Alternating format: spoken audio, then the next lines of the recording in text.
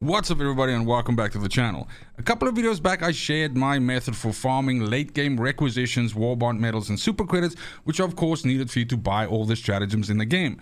In this video, however, I want to share the other kind of late game farming that you should be doing, and that is of course for samples. More specifically super uranium, which is the most difficult one of the three to farm, since you need these to afford all of the ship upgrades. This is a method that you can do solo, and you can do it fast and efficiently at the most difficult level. Let's go. So firstly, let's quickly talk loadout. And those of you that watched the previous video that I mentioned in the intro will recognize this loadout as being very similar to the one I used in that video. And that's because we're going to be tackling the same mission type, which is closing bug holes. And this type of loadout is really good to accomplish exactly that. We need to be finishing the mission because we want an extraction, because we need to actually be leaving the map with all of the samples that we collect to have access to them. This is where this method is different to the one in that video, since in this one we actually have to finish and we can't just let the bugs kill us once we've accomplished the mission. In our primary slot, we should be taking something that is ridiculously good at killing bugs. You can't go wrong with the breaker shotgun.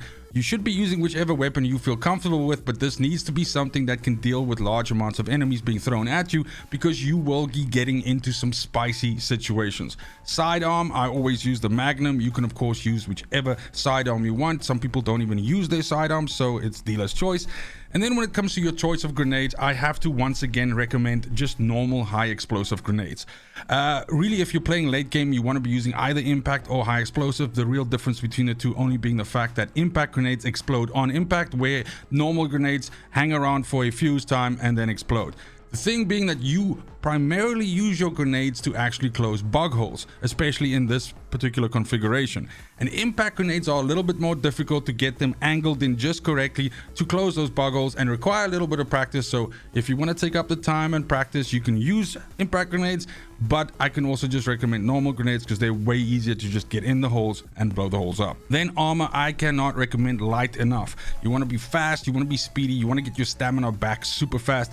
The thing with playing at like helldive difficulty, which is the most difficult version of the game as of the recording of this video, is that oftentimes you have weird, let's say, debuffs on the map. Things like, for example, the temperature can be super high on the surface of the planet, which will deplete your stamina quicker and actually also slow down your stamina regeneration. So anything that you can do to give yourself a speed boost and also to help you get stamina back quicker, because you will be doing a lot of running and evading by doing this method, is going to be good. In terms of armor, that of course then means that light is the way to go. When it comes to the perks on the armor, I think that again, certain ones are obviously better than others, but servo assisted with the additional throw distance is a personal favorite of mine, although it doesn't necessarily give you any, more survivability. If you want more survivability, even though we are also using the shield belt, then med kit is also really good, since it gives you 2 additional med kits and also gives you 2-second increase, or let's say increased duration, which overall translates into you being a lot more tanky.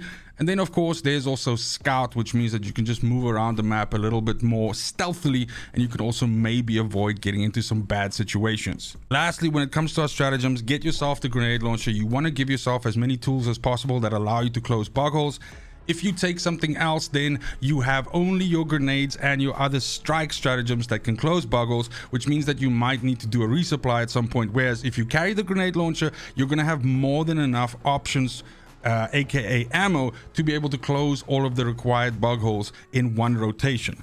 When it comes to defensive, absolutely take the shield belt, because this, in combination with the right perks like we discussed now on the armor, can make you incredibly sturdy. And you are going to have to be, since in some cases you can be fully surrounded by bugs, and using the shield belt and something like medkit or so on can actually help you get out of those situations. The last 2 stratagems are really your choice, but you should be focusing on picking up something that can again help you close bug holes. The main objective of these missions we're going to be tackling is to close bug holes. We want to be doing that as fast as possible, because A, we want to be efficient, and B, we don't want to be in an area for too long, since the reinforcement waves can be fucking brutal at super high difficulties. Something like the laser is of course great, because that can close bug holes but is also really good at killing bugs. The 500 kg bomb is fantastic. The normal airstrike is good. Pretty much anything that can help you close bug holes, but can also help you in a pinch if there are way too many enemies around you and you need a way out. Then we will be focusing on one specific mission type, again the same one from the previous video.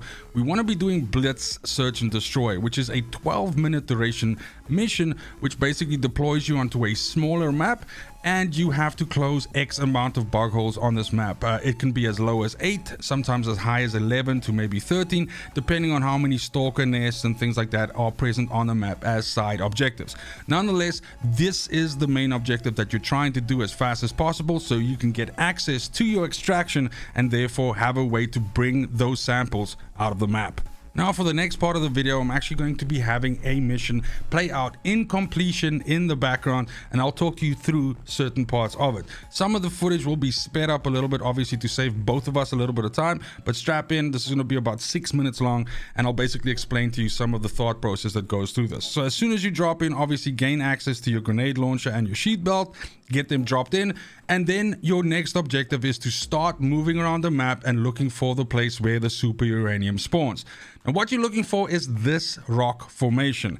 On a map, the last 3 difficulties being the map that you can find super uranium on, this is the rock that super uranium spawns around. It spawns nowhere else on the map, so your first objective is finding this rock and getting your 6 super uranium, which is what you get on the 3rd and final difficulty of the 3 for super uranium, aka Helldive 9. 8 and 7 mission difficulties also give you super uranium, but they give you less. 7 gives you 3, and I believe 8 gives you, I never farmed 8, but I think 8 gives you 5 or maybe 4. The point is you gain access to 6 of these if you do Helldive, and that's the most efficient way to farm this. In the background, you'll notice me essentially moving around the map. I now have my 6 super uranium, and of course, as you move around and you see any other like the rare or the common materials, absolutely pick them up. You can never have more than enough of those, and since you are going to be extracting, you'll be taking those out with you as well alongside the 6 super uranium that you have. As you move through the map, again, depending on what kind of debuffs you suffer on, this was a particularly bad one because the visibility was piss poor, and I pretty much had to rely on just vision to find all the nests I want. You will just be moving around the map with your grenade launcher and with your grenades, not getting into any gunfights, not fucking acting like a fool, but it's essentially going around the map looking for bug holes. If you find stalker layers, close those up since they count for 1. But as you can see, my objective on this mission is to close 9 holes. So I need to find those 9 holes as fast as possible. In this case, we come up to a nest here. There's a bunch of different options here.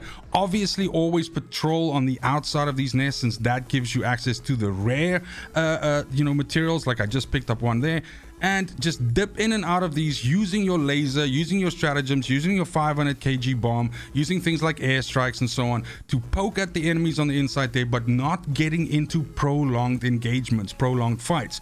You just want to be closing those bug holes, so shoot them from far away with the grenade launcher. If it gets too spicy, don't be afraid to rotate out and create a little bit of distance. In certain cases in the game, the enemies will despawn after a while of chasing you, so you can absolutely abuse that. And then remember, the point is you have 12 minutes at your disposal to close all of these holes. At the point in time when you actually close the 9, the 10, the 11, the 14, whatever amount of holes that you need to do, you now have an extraction available to you. And as you can see on my clock there, I still have 3 minutes and 45 seconds left. Now you have 2 choices at this opportunity, and in this video I actually wanted to show you both of them and how you play out, so I kind of played it in a specific way. You can immediately go within the map time still and go and get yourself an extraction. That starts the extraction timer, which is almost 3.5 minutes. And that is 3.5 minutes that you have to hold out while you're waiting for the dropship to come in and pick you up. Now, the benefit to pulling an extraction early before the map time runs out means that you still have access to your stratagems. So you can still pull in lasers on enemies that are chasing you. You can pull in airstrikes. You can pull in replacement equipment or something like that if you potentially die, like you see here. The point is that you can come back, and by just kind of like playing your well and skating around the edge and getting the enemy to move away from your body, you can get your stuff back because you have replacements. You still have support from your mothership or your main ship. This is one way of doing it, but as you can see here in the footage in the background, I actually, because I died and because of something else which happens when you pull in a dropship, which is that you have to be within a certain distance of the dropship. is that I had died and too much time had passed, and I was too far away from the drop location that I actually lost it, and then essentially it had to basically be reinitialized again. So that is the one side, that is the one way you can do it. You can call it in early, but it does put a lot of pressure on you because you got to remain close to the area where the drops are supposed to land, and you got to do it for 3.5 minutes, which doesn't seem very long, but it is long as shit. So you can do that, or you can let the timer run out, like in the case of what you're seeing in the background here right now. And at this point in time, when the timer hits 0, it will call in another dropship. This dropship will again take 3.5 minutes to get down to where you are and lift you out. But the benefit that you have with this one versus the previous one, while you were within the mission time parameters, is this one you can go as far as you fucking want away from the pickup zone, just as long as you make your way back there again before the 3.5 minutes are up and before you get left behind. The benefit of this, of course, is super easy to, understand. It means that you don't have to hang around in this one area where there's now this massive mob of fucking enemies that are trying to find you and murder you. You can create a lot of distance, 3.5 minutes worth of distance, and maybe even go pick up some more samples, get some, resupply, anything like that. But basically go to a quiet part of the map where you aren't being fucking hounded, shoot these, bugs off you, and just chill for a little while. Once the timer starts getting close, as you can see in the footage in the background, race your ass back there. You have to be careful though, because remember, you have no resupplies. If you fuck up now, you die and it's a failure and you lose your samples. If you do it correctly, again, like you see in the background here, you are going to leave not only with the requisitions and everything like that from a successful mission, but you are also going to be carrying out your materials with you. And this is the main way in which I farm the endgame and get all of the super uranium I need for all of the ship upgrades. As you can see here, I get a boatload of requisitions, I get some warbond medals, and bam, there are my samples. That's gonna be it for the video. Thank you so much for watching, especially if you made it this far. Let me know how you are progressing through the game. How are you farming the materials that you need for the later upgrades? Have you even started this already? And also let me know which other videos you would like to see on Helldivers. I have a few more coming out, but I'm always open to suggestions. I do want to take this time to call out 2 things. Firstly, there is a Discord server linked in the description of this video. It's my Discord for all my channels as well as my stream. There's a bunch of people on this Discord that are playing Helldivers, so if you are looking for people to squad up with, this might be an avenue for you to get a couple of buddies and tackle some of the difficult content in the game. Secondly, I stream exclusively on Kick every Tuesday, Wednesday, and Thursday in the evenings, and I play Helldivers 2 a lot on there with community members. So I also play a whole bunch of other games. So if you're looking for something with a little bit of variety, hang out with your boy, hang out with a bunch of cool people, we'd love to have you. Other than that, it's just super important to me that you have a fantastic morning, afternoon, evening, wherever you are in the world. Till next video, fucking cheers.